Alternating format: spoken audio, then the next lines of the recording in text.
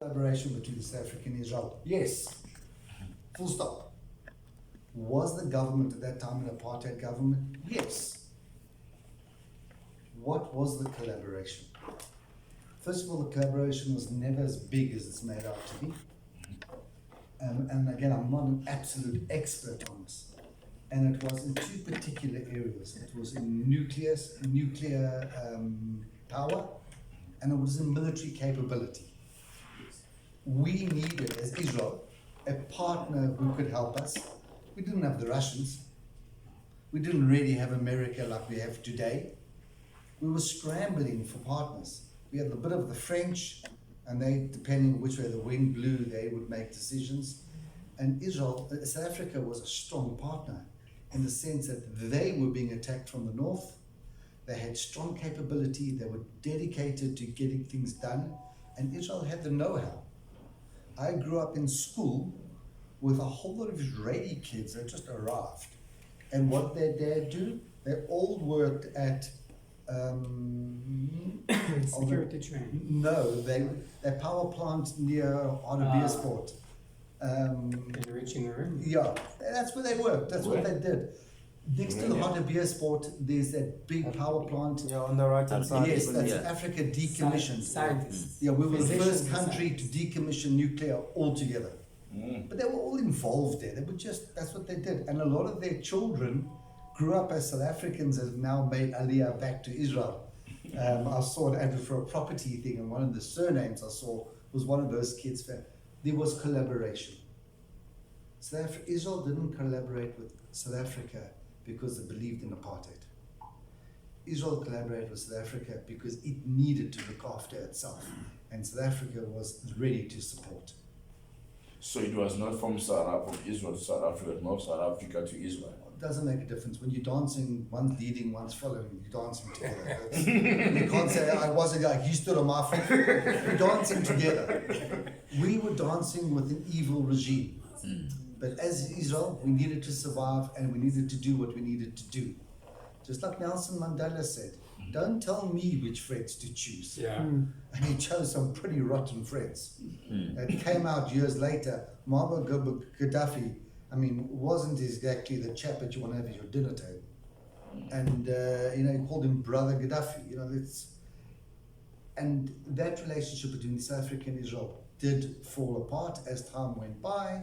And when the new government came in, Israel tried very hard to keep things up, but it was, the lines were cut, and each went its separate way.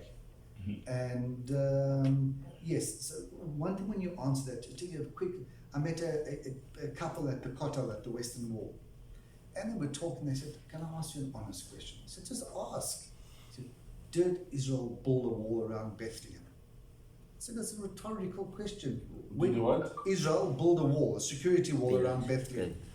I said, "That's a rhetorical question. Were you in Bethlehem?" She says, "Yeah, we're there today." "Did you see the wall?" "Yes." "So why are you asking me?" "We built it, of course, it's there." The question is, why did we build it? And we built it very simply because we're sick and tired of you coming into Israel to harm our citizens. And we're sick and tired of having to spend thousands of dollars to keep troops up and down and to sacrifice soldiers' lives. Build a wall, put a watchtower up, one dude can see 300 meters in each direction, got a whole lot of cameras, there's these beautiful pretty girls looking at the cameras, telling you what's happening, problem solved. It's a scam. But we had to do it. So don't ask me a rhetorical question. Ask why we did it. Why did Israel work with South Africa? They had no other friends. Because it was good for them. It's for survival at that time. Did they believe in apartheid? They certainly didn't believe in apartheid. It wasn't part of Israeli mentality. Israel had its own cultural issues between Jews who were coming from African countries and Arab countries, Jews like my family coming from European countries, clashing. Not in a negative way, but just different ways of doing things. Ways of speaking, ways of behaving, ways of talking. The way we talk to each other is identical. The respect, I understand immediately what's going on here. But when you come from different parts of the world, it's like, how did that guy just walk in front of me in the door? I'm a lady, you should open the... No, but where they come from, It's disrespectful because it means you're watching a lady's behind when she walks into the door. So you go first, and you shouldn't be disrespectful to her. Just each one has their own cultural issues to understand, getting everyone together. So yeah, but there is a beautiful book. It's called. I'll get it. But it asks all these questions and they're answered. And sometimes the answer is not what you want to hear, but it's the truth. Yes, we made a mistake. Yes, we stuffed up. Yes, we got into bed with the wrong partner. Happens. Yeah. Yeah. I know. Question is, Also for are anyone you that out is of seeing that? himself as a godly man, Yeah. anyone that have faith and godly values, I think to be merciful, to have compassion, and to know how to forgive about the past. I'm not saying to forget, but forgive about the past and move on. Because if you're dwelling in the past, it's not going to give you any Never good move energy forward. for your presence and for your future. You'll never. So I'm just saying it because that conversation that you just had with ANC presidency level people, and when I invite him in Israel even before 7th of October, just for forging business relationship, they said to me, no. Why? Because it's a principle, because of how you partner with the apartheid regime in that time. So I dropped it. I didn't, but you can see that they have, it's the generation that still can carry that very deep, I would say they just don't have forgiveness in their heart, which is sad, but there is people like that. Yeah, but you know, to be honest, as someone who grew up for some time in the ANC, I don't think it's even about that. Just about them keeping their so-called friends in the struggle happy. And even I don't even think it's about the issues of apartheid. business decision. It's a business decision. Because if I go to Israel, Probably, my yes, you're probably right. But the answer that they gave me, for example, that they leverage out of it. They took it as Yeah, I think a because- bargaining chip, let's say. But it's not a conversation. Okay, yeah. I want to say something for Rabbi. סליחה על שמות? Avi Vedvora.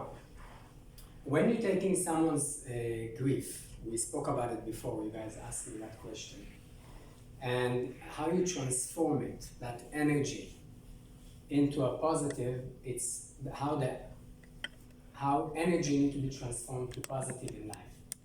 And in life, there is cause and there is effect. And if you, like Dvorah said, if you're sitting with yourself and you're crying about it and you're seeing yourself as a victim of life and you are the effect of life, so this is how you're going to be. You're always going to be the effect because you are the victim and you are the effect of the circumstances that causing this life for you. But look at this couple, how amazing they are and how motivated they are and how inspiring they are. They take the worst thing that can happen to you, lose your own child, and they transform that energy and they become the cause, and they come and they're speaking to us and they're speaking to others, and I'm sure that they're doing many tzedakah and many good deeds in the name of your son, and just to continue and transform that energy. And this is a message that I want us to take, that how we can be more cause in life and don't look like we are the effect, but we can cause more and we can transform the energy into positive energy. So thank you for that role model and for giving us that lesson. Thank you. Not to forget to close. Yes. No,